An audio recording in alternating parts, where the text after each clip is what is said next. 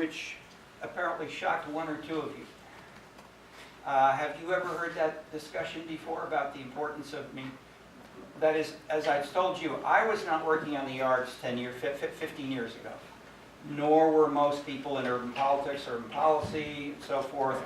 People saw it maybe as a personal interest, but not as the core of, or a core of urban development, economic development, demographic change. Those were seen as separate fields, quite altogether separate, where people didn't talk about arts, culture, and so forth. Now they are. I won't say all of the researchers are. The researchers are slowly following the mayors. The mayors are trying to catch up with the citizens. And the key change, and I'll just mention, we'll elaborate with various data as we proceed, is that the citizens are driving this. And the way that we got to this was through citizen mobilization in the political system from the ancient Greeks onward, as Elazar writes about. From 1968, two big dates I often will refer to as symptomatic of lots more are 1968 and 1989. Why are these critically important? Contexts for much of the world, although they vary. Folks, what happened in 1968? In the back? Nixon got elected for one, right? A little bit louder? Nixon got elected for one. I can't hear you. Okay, Nixon got elected for one. Nixon, what's the first word? Nixon. Nixon, okay. True. Okay, Nixon was elected, yes. There was a worldwide wave of protests regarding peace movement, anti-war. Okay. Why don't you elaborate a little bit? I think especially in Paris, there were riots and demonstrations against the Vietnam War and war in general. And then Woodstock happened. It's symbolic of the rise of the counterculture, of not just one or two demonstrations, but a whole challenging of the establishment, middle class, so-called bourgeois established culture. That what's right may be wrong. One quick film was called Bonnie and Clyde. How many of you have seen Bonnie and Clyde? Okay. It came out in 1968, I believe. And it mostly symbolized the changes which were there, but it was hugely popular, and it was a dramatic challenge. So someone give us a quick plot summary of Bonnie and Clyde. What's good and what's bad?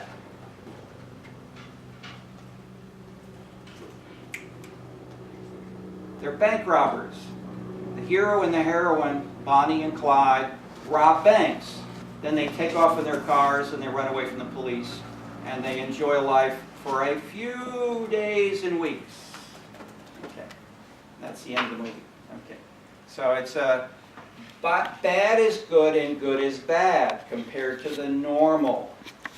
They're glamorous, they're exciting, they're challenging, and the viewer wants to identify with the bank robbers, and the police and the bankers, no. Okay. And so it was challenge, add to that explicitly, citizen participation was said. We want the government to respond more to citizens and students, not to the business establishment, the military, and so forth. Okay. How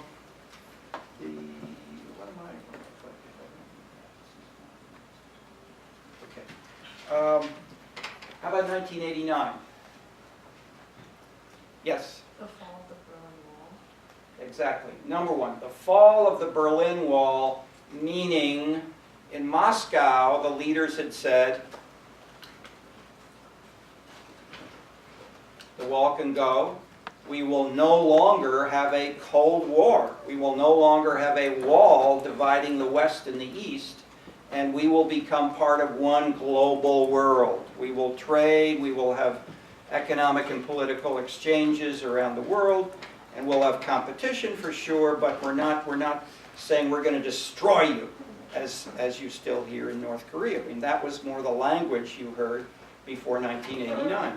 Okay, so in general, these two transformations have both heightened the importance of democracy in a more egalitarian manner and of citizen responsiveness of governments.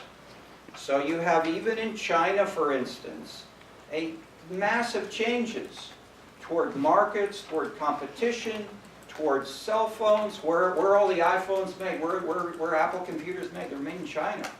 And the Chinese are one of the largest markets for iPhones and et cetera.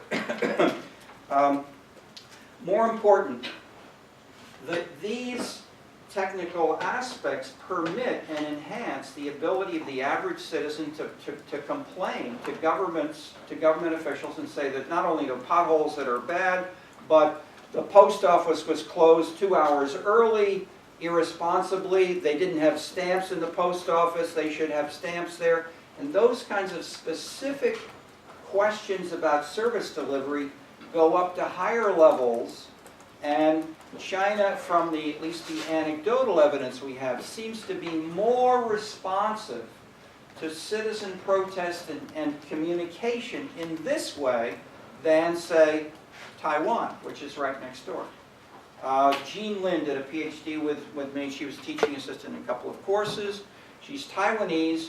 She worked as a journalist for 5 years before she came to the PhD program. She covered China, the Chinese mainland, for environmental protests.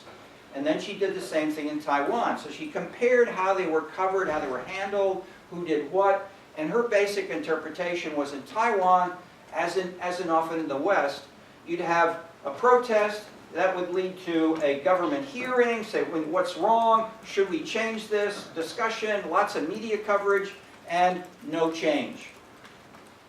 In China, no media, minimal media, no hearings, no public discussion, but the government people would listen, and much more fast change would often be implemented. So we have an expert here from China. We should gradually introduce some of our visitors who are studying service delivery in China and how it varies in ways, and I'm giving you a hypothesis that the role of citizens has become more interesting and more important in China than in the past, and we don't have serious data to compare this internationally, but that would be a fascinating thing to explore. And my second related hypothesis is, this is context now, because I briefly sketched how the context can really matter.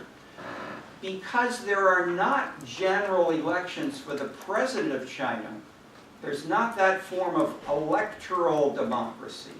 There are other elements of democratic practices, citizen-oriented practices, such as, I'm suggesting, the use of cell phones and the internet, blogging and the like. I'm suggesting maybe more responsive to citizens because the elections are less important in China and because you do not have party competition as in some other countries. Okay, so that's that, and we could more generally test this in other places, not just make it a China descriptive kind of statement, but see how much these patterns vary in conjunction with. We had the question last time, the answer's still on the board. Oh, or no, looks similar, but not quite, not quite the same. All right. Okay, so I'm recapping 1 or 2 points because you found them challenging, but you're the man who asked about the mixed field? Mm-hmm. Okay. It was a great question. And you're open. So how could this be?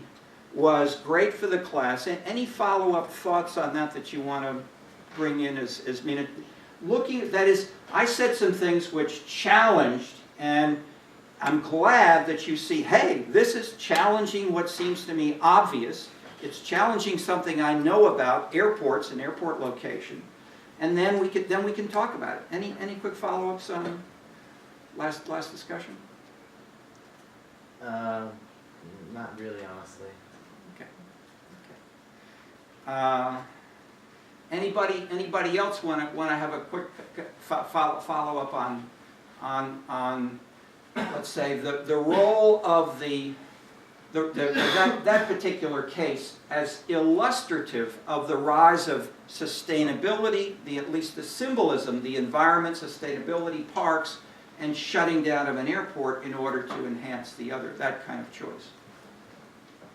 Yes? I just wanted to clarify what I think your analysis was last time, is that despite it seeming to be this break from the traditional Chicago style of government and bureaucracy, what Daley Jr. was doing actually was just another iteration of the same attitude and like culture of kind of, but it with, potentially more foresight. Well, I see, in what we did last time, and what we're now, I'm leading into our first section, the first big theory, which is leadership. So we're talking about leadership right now. And I gave you last time a brief overview of the 5 alternatives, including regimes in leadership, markets, political culture, innovation, and consumption, the arts, and the like. And I suggested that all 5 of these contributed to an interpretation of why Meigs Field was closed. I didn't suggest it was only one of these 5. I suggested all 5 could potentially offer a hypothesis as to why that happened. But then the next question is, how important is 1 versus 2 versus 3 versus 4 versus 5? And that's very hard to answer in a systematic way with one case. Ideally, you'll have, say, 1,000 or 5,000 cases, and you can say if you have more strong leadership or more highly educated citizens, or more if you're in a college town compared to an old mining town, if you're in a Catholic versus a Protestant area, how much do these different factors explain, for instance, then it's also then useful to try to think about ways of reconceptualizing what is the variable we're trying to explain. In this, narrowly, it's closing of one airport, but more generally, I'd suggest, it's the relative salience of sustainability, the environment, aesthetics, consumption, as symbolized in this new northerly island park, versus transportation in a utilitarian, classic, efficient way. And how much you weight the one versus the other varies by city, by country, by mayor, and by citizens, and where and why each of these may be more important or less important, we can then analyze with survey data of citizens, policies of mayors, of cities, and then try to get a handle on this. As I said, Durkheim said science begins with comparison. If you can see the key elements and compare them, and then say what about the context may have enhanced or retarded that can give us a clue as to how to generalize from one such case. Does that make sense? Okay.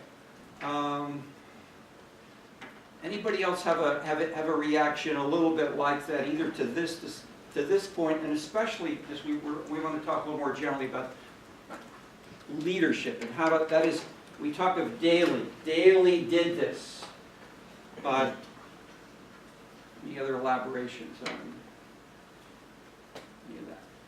Okay.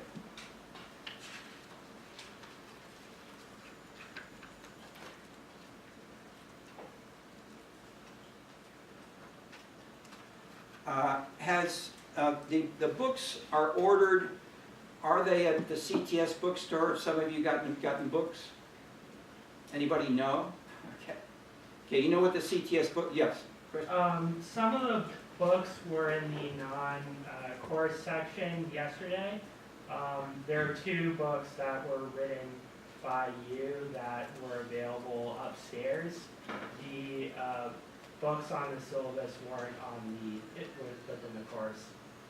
But is there a section on a shelf which says urban policy analysis with the course number? No. Didn't look like it when I was there. I think it was under a different name, of course.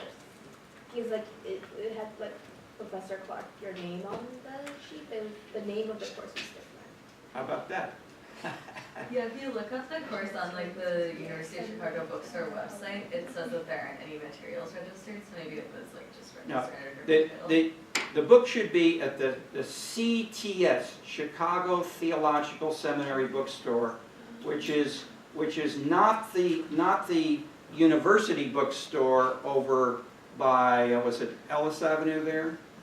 But toward the hospital. If you are toward the hospital, it's not there. It is right here. What is it? What street is Is the? it at the seminary, because it's on Dorchester and 60th? Okay, Dorchester. No, Well, the seminary, it's at the actual seminary, is the bookstore separate from the? it's not at 60th. That's right. It's right. It's on Right. It's 58th and Woodlawn is where the seminary co-op bookstore is. Seminary Co-op bookstore? Or is it separate? Or is It's it? should be Seminary Co-op Bookstore. Okay, well, I went there yesterday and I asked them and they said that they never got a request for their course. Yeah. So, Yeah, I sent it about a month ago. All right, so. Great stuff. All right, so, well, what they have said is that I've used these books in the past and they will stock them. And so maybe that's what you're reporting at the beginning, that they have them in other places. So I would say, if we try and go there, let's try to see how many copies are there. And if they have virtually none, if you could show them the syllabus and say, okay, or maybe, who should we ask? Maybe, Whitney, could you follow up on this? Okay, great. You've, this level of problem combined with Canvas is more than we usually have. Okay. The main readings are on Canvas, and so you can see them there. What I was asking embedded in that question was, have you seen the Dahl, or can you access the Dahl book? And often, if we have problems, we defer. I will today defer discussion of Dahl, except very briefly, until the next section in the course where he's one of the main events. You can also read Dahl through the library's website, all online for free. Okay, terrific. Yeah, I mean, as most of you, maybe just if you don't all know, most books these days are on Amazon, but especially Google. And then third, but that is about half of most books are on the Google website. If you're lucky, like the Dahl book, if you go to the University of Chicago Library online and look for e-books, most of these books are there. Okay, so you can read them in that way as well. You can even download them as PDFs, which is pretty cool. Okay. Entire books. Yeah, you have to be tricky about it. They'll give you 100 pages at a time, but you can just log in again and get the next 100 pages Okay. and have a whole book. Okay. See, that's what you learn when you get a PhD. All right.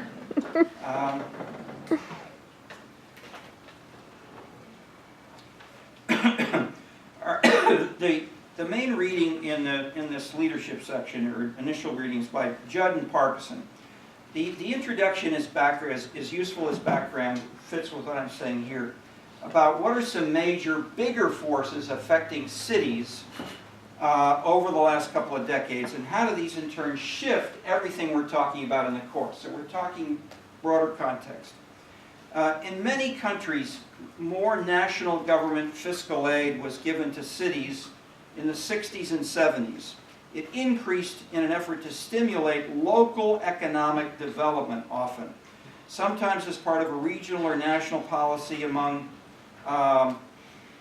countries where there was an effort to often assist the less fortunate, less economically developed regions. The Frost Belt versus the Sun Belt, or similar regions in especially France and Germany. look at page 9 in the introduction. The most dramatic case of this, which I'll talk about just as showing you how much these things did drastically change, was the election in 1981, when socialist François Mitterrand was elected president of France in a coalition with the French Communist Party. And the socialists and communists together, governing, nationalized many banks and some basic industries, such that from 1971 to 1983 in France, public sector employees expanded from 20% of all firms, over 2,000 employees, to 48% in 1983. It's a dramatic increase in the national economic sector. Direct subsidies to industries doubled, following the vision that there are no condemned sectors, only condemned technologies. Thus, much money was spent to aid old industries like steel. But in 2 short years, things drastically changed. In 1983, Mitterrand's Minister of Commerce came to Chicago with a delegation of 200 French business leaders. I was on a talk show with her and asked what lessons the French might offer for Chicago's ailing steel industry. Since many unions and left Democratic leaders at the time were calling for a national industrial policy to aid such declining industries. She laughed and said, "We have nothing to teach you. Let them close down the factories." Indeed, and she was later prime minister. Indeed, there was a major battle within the French Socialist Party, and soon thereafter, within most leftist parties around in much of the entire world, over these issues, reversing, this is the big point, reversing their traditionalist positions that the national government should guide the economy through state central planning and provide considerable financial regulatory focus for the economy. Some have called this neoliberalism. Okay, that's too simple because it makes it a narrowly economic, but this was embedded in politics, which is embedded in voting and battles over these changes around the world, not just one country. Judd and Parkinson show that the same shift occurred in Germany, the US, and finally Britain. And I'll elaborate this in discussing when we talk about city money, and you can see some issues there. But what happened at this point? Considerable internationalization, globalization of the economies of these countries. That is, the cost of building steel parts or assembling computers simply rose too high in many older industrial locations, like Detroit and Chicago. The management had not invested in new technologies or been innovative in adapting new approaches. Staffs grew older and more highly paid. Unions grew militant in opposing many changes in work rules or cuts in salary. So rather than fight, many firms bought more parts from abroad, or gradually moved some of the operations to less expensive cities, initially often in the U.S. South, Alabama, Mississippi, later in Mexico, in Taiwan, Korea, China. These were so jobs declined in these older cities. Simultaneously, fewer persons were needed in manufacturing as new technologies spread. Service sector jobs increased, but steel workers who had earned $22 an hour would seldom consider taking a job at a McDonald's for $7 an hour. Thus, chronic unemployment has troubled cities and neighborhoods linked to traditional industries like the southeast side of Chicago, a classic area, the old steel industry of Chicago. There's another bike ride we do in the spring where we go down there. Our bike ride on Saturday will be I used to call it Icons of Black Power. It's Bronzeville and the near south side. Some recent work shows that black unemployment varies considerably by city. In this Chicago pattern, African Americans are much more heavily union members and unemployed than whites. Big racial difference.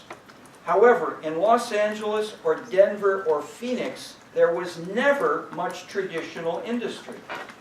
unions were weak or absent.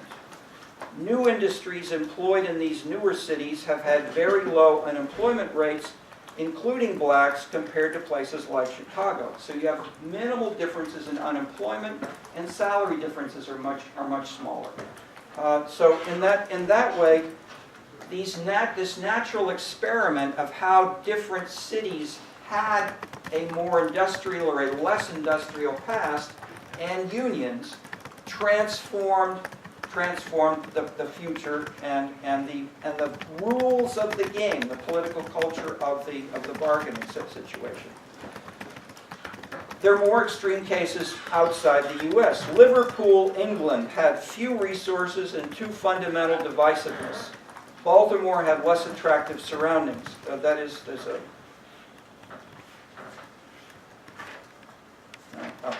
I'll come back.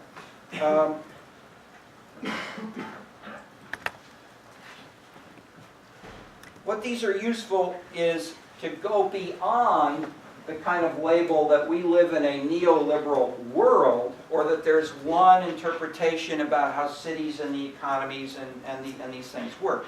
What this points to is city-specific differences. And as I said, quoting Durkheim, science begins with comparison. We can see some cities have more unemployment, then it's not being black, it's not just being in a particular neighborhood, whatever. It's something about the bigger picture which differentiates Chicago from Phoenix, Southwest, and so forth. And then if we begin to do this internationally, we find more specific differences. The last major point is that local leadership thus makes a difference in... Okay, so, sorry. One of the most dramatic cases is Liverpool, where the union and labor leaders in the city council had a major confrontation with the prime minister, who was named Margaret Thatcher. They sought to drive their city into bankruptcy in hopes that they would be bailed out by the national government. However, they went so far that they were thrown out of their own, that is, the locals were thrown out of the National Labor Party because they disagreed, and half of the council members were barred from holding public office. Few new jobs were created in this environment. Chicago had a similar analogous but much less confrontational problem with Harold Washington and what was then called council wars. The Wall Street Journal called Chicago in those years Beirut on the Lake. Okay, so we had our version of it, but it was much less fundamental than you could find in Detroit or especially Liverpool in that example.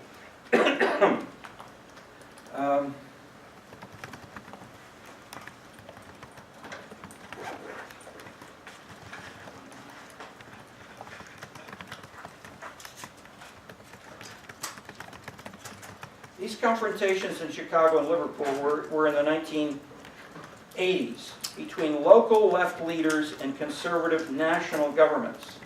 By the early 90s, however, many local left officials had given up their policies and embraced market-oriented competition. East Europe and the former Soviet Union were the most dramatic changes, although they shift from election to election.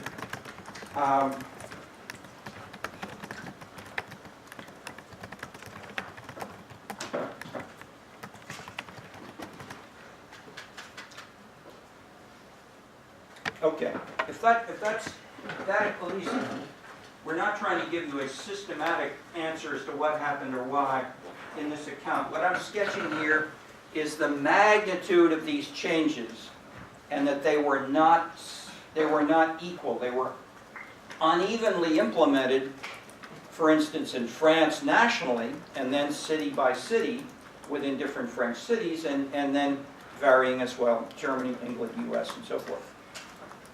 And the variations give us the grist to be able to try to build a more general interpretation, which is the beauty of the urban level analysis for bigger theories which are not just urban, national and global.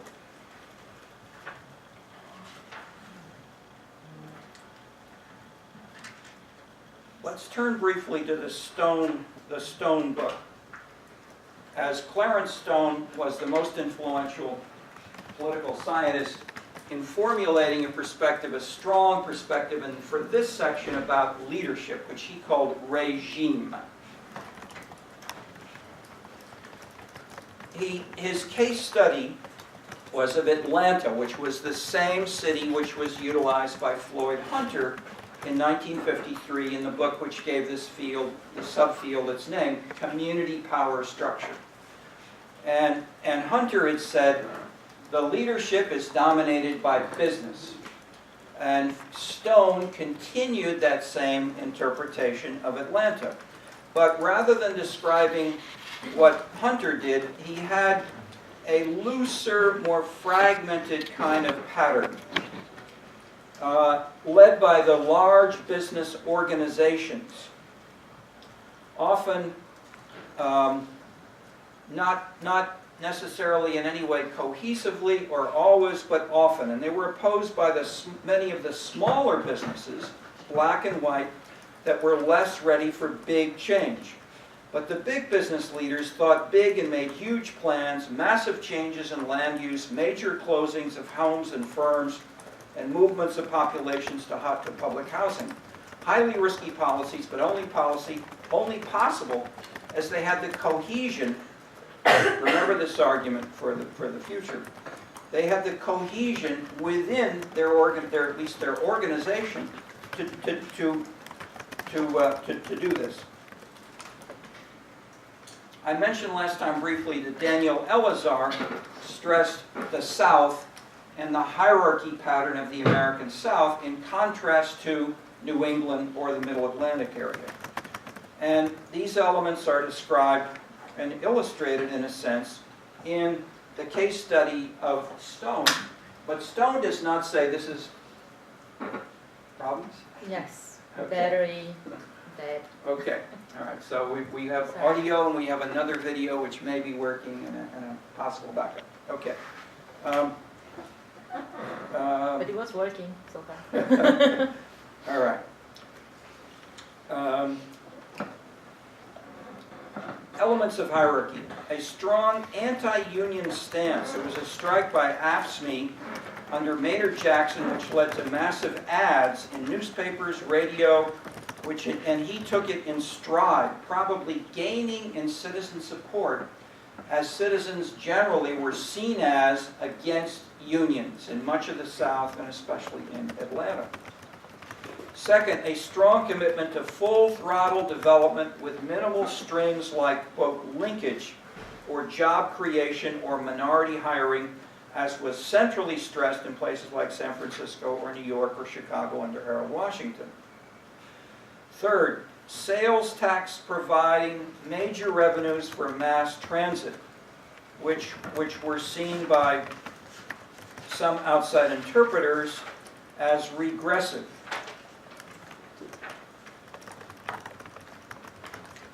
But when Mayor Andrew Young promoted the latter, a 1-cent tax to the state sales tax for general city revenue, he rebutted critics of the measure by arguing that, quote, a sales tax administered by the state or the federal government might be regressive, but not one administered by the city council and me.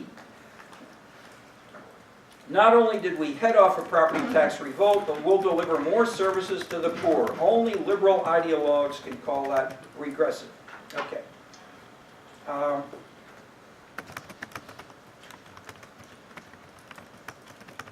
Fourth, relative business cohesion. Seldom public disagreement among the business leaders. They did not use a chamber of commerce, but a group called CAP, the Central Atlanta Progress, formed in 1941, as the spokesman for the large business groups. They took a long-term view, not short-term profits. They oversaw the destroying of massive areas of downtown and the bankruptcy of many little firms that could not make the transition. Huge debts. They borrowed more than any of the 62 U.S. cities that we studied, except for New York City. Leadership was strained a bit when Maynard Jackson arrived as mayor the first time, and neighborhoods often seemed more attractive. Many things were more decentralized. Business lost many battles. But when Mayor Young, but then with Mayor Young, neighborhoods were less active a force, and he moved closer to the big business. That is, the mayor shifted in their, Maynard Jackson was the first African American mayor. Andrew Young, I think was the second. Stone suggests that Atlanta leadership is activist, but not progressive, unquote. The most progressive measures served most the black middle class, he argues on page 176, which has been large and important since the 1940s, more than most other cities in the U.S., with Washington and D.C. and Chicago. Atlanta has launched many national African American organizations of SCLC, Martin Luther King's organization, and as well as building expressways, stadiums, underground subway, extensive conventions facilities, not to mention new hotels and office buildings of individual firms. So massive growth downtown, government often actively intervening in these three cities. What is regime for Stone? Okay, here's the bigger conceptual point.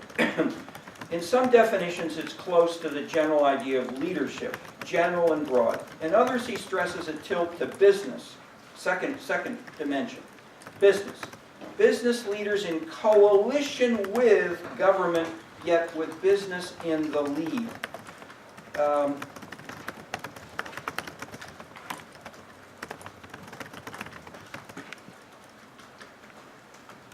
In the book on the reading list called Urban Innovation, we have a number of quotes, if you want some specifics, that elaborate that a bit more. Okay.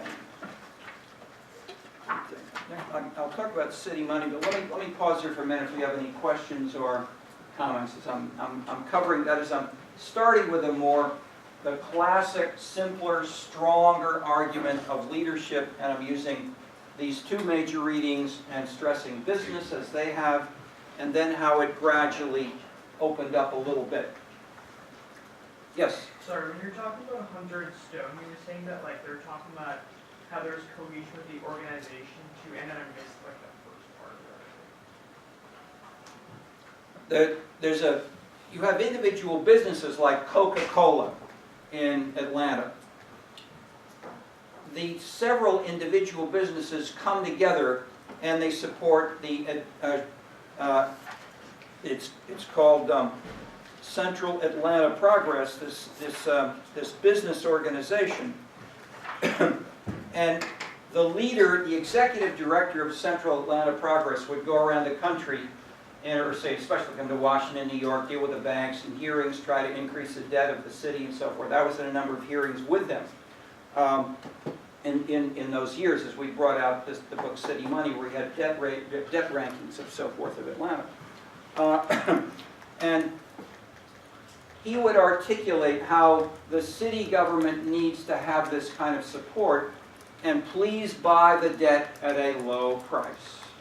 So that discussion of how these things would fit together was articulated through the business organization without anybody there from Coca-Cola. Does that illustrate the general point? Yeah. Okay. And yes? When Stone talked about, like you were saying, activist leadership, I was still confused about what that means as opposed to progressive. Activist in the sense that many business leaders, I'd say earlier especially, say 50s, 60s, 70s, 80s, had the sense that politics was dirty. And proper business leaders, like gentlemen and ladies, don't do it. So if they tend to get involved, it tends to be more, quote, publicly, through civic activities like painting dirty schools in Chicago, or having volunteers clean up the garbage on the lakefront or in parks, rather than directly working to elect a mayor or to fight against a city council member. By contrast, in some other places in the past, like Dallas and Houston, you had business organizations form an explicit political organization where they would make cash contributions to individual city council members and say, we want you to represent us. And the money was taken, and council members were elected in a very open sort of way. That was quite unusual, but I'm pointing to that as how it could be done if there were direct cash political support by corporations. But I'm suggesting that is not that, but because of the reticence of most business leaders traditionally to be involved that way, that did not happen in most U.S. local governments. Well, so then was Stone saying that was part of the reason they wanted, they didn't want to form back one politician, but instead wanted to do these painting schools or something. Was that because it would get more public attention? I'd say it's because they wanted to avoid controversy and did not want to be seen as partisan and engaged on one side or the other. I mean, when President Trump first came to office, he formed a business advisory committee of some of the most distinguished top business leaders, Amazon and so forth. It was only 20 or so very elite businesses, Apple, etc. And they were his business advisory group. And what happened to that? There was a controversy about 3 or 4 weeks ago where there was a decision, a statement that Trump made, which they felt was improper, and they say, we're disbanding this organization. We're not going to support Trump anymore. That is, they did not want, as business leaders, to be too identified with a controversial political position. And that's the general pattern which I'm referring to, persisting.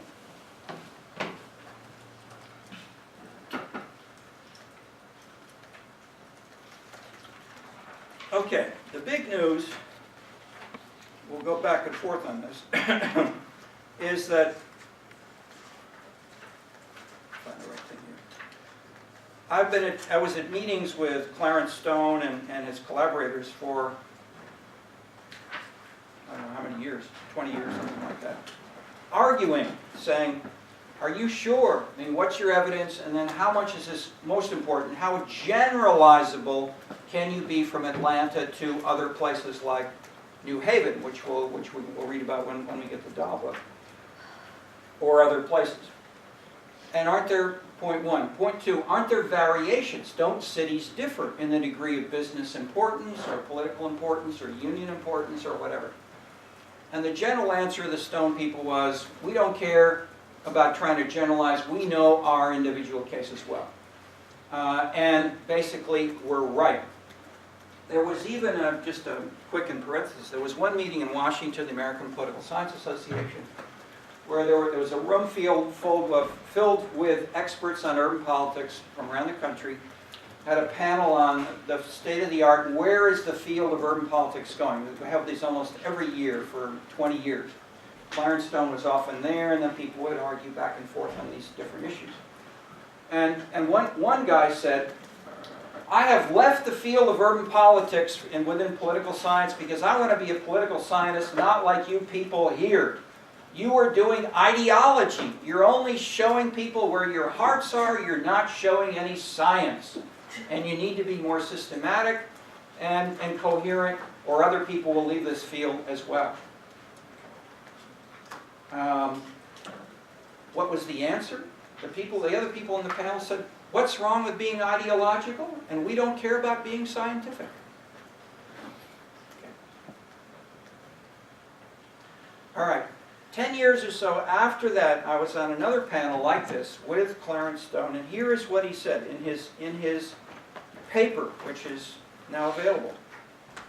Change is afoot. Has the time arrived for urban regime analysis to receive a burial with honor?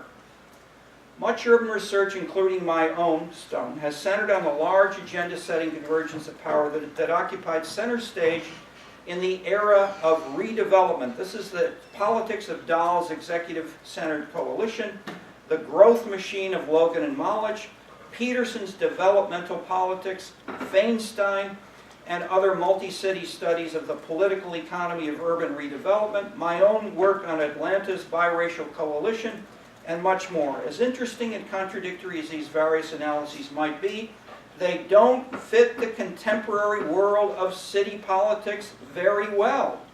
They are about a period in which two major centers of power, City Hall and a collectively mobilized business sector, came together, aided by ample federal funding to take on a fundamental remaking of the city physically and economically. Today, however, this transformation has in the main occurred. With its rail and harbor-centered form, the industrial city is largely a phenomena of the past. Governing the post-industrial city is no mere extension of the past. We should look beyond the kind of big agenda-setting mobilization of elites that Salisbury so appropriately spotlighted in an earlier era. Indications are that today's priorities are mostly piecemeal. His words. Still, I contend that relatively small hybrid mobilizations have become a significant phenomenon to study. Okay, this is from his paper called The Empowerment Puzzle in Pursuit of a New Dimension of Governing the City, Clarence Stone, George Washington University, American Political Science Association, August 2013. Okay, I and the other people on the panel, our jaws dropped when we heard Stone, saying his own theory was no longer right, no longer applicable, and we should move on to other things. And so two of the other papers were disciples of Stone, and they were trying to say, here's another case which is showing strong business leadership and how important it is. Whereas I had a paper with a grad student here, and we tried to say, it depends. There's some cities where business is more important, others where it's less important. We should try to look at these changes and frame them in comparative perspective. Okay, anyway, the big point of that is in 1953, or from 53 to 1961, probably 60–70% of people doing this were saying business, business, business. And Dahl then said, wait a minute, and Stone then said, okay, it is business for 20 more years, 60s, say 70s, 80s, 90s, 2000. Here we have 2013, it's over. So in this sense, the context of business leadership can dramatically change for some of the reasons which a little were there, but mostly most of the things that we'll continue talking about. And if you can see more by doing this cross-city, you can see more still doing it internationally. Okay. Word or two about the book City Money in the sections here. There are different theories of leadership and how they relate to policy outputs. Three main leadership theories. Anthony Downs.